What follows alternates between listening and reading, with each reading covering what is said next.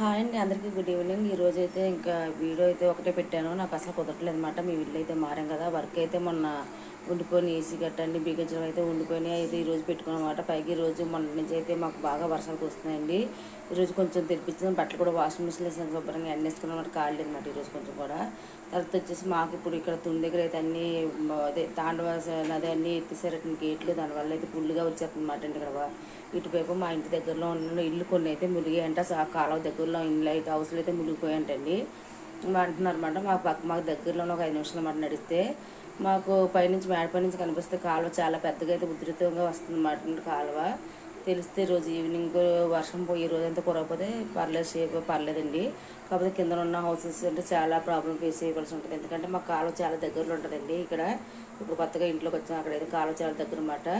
దగ్గర అన్ని కింద ఉన్న వరకు అయితే మరి మునిగిపోద్ది కదండి, కాలువ వచ్చేస్తే. అదే అండి నేను పెట్టి